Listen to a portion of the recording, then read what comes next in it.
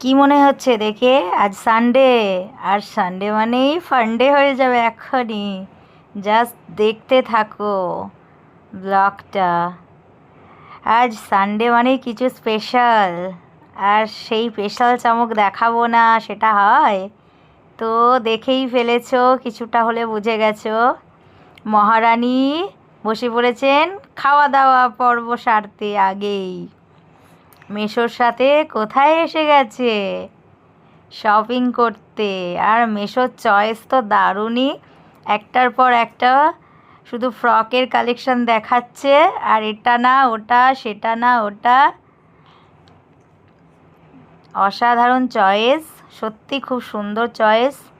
আর দেখা হয়ে গেছিলো একটা পুচকি বনু, আর আদর করছে। সে দৌড়ে ওর মার কোল থেকে আমার করে চলে এলো, দিদিভাইয়ের সাথে খেলা করছে। দিদিভাই বনুটাকে নিয়ে ওই দেখো ওই দেখো কি চলছে দুজনের। তো শপিং মোটামুটি কমপ্লিট। কি নেওয়া হলো পরের ব্লকে দেখাবই।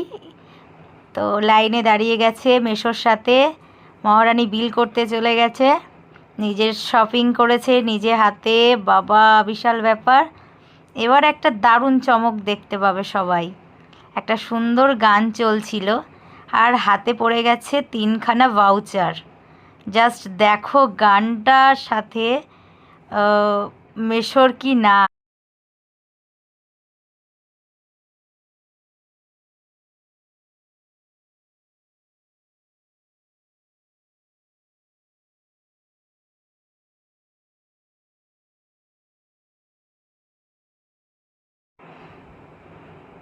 তো এখানে ভাউচারগুলোকে ফর্ম ফিল আপ করতে হয় আর কি, ফিল আপ করে সব কিছু 3টে পেয়েছে। তো একটা মহারানীর নাম লেখা হচ্ছে, একটা তার মেশো সম্রাটদার।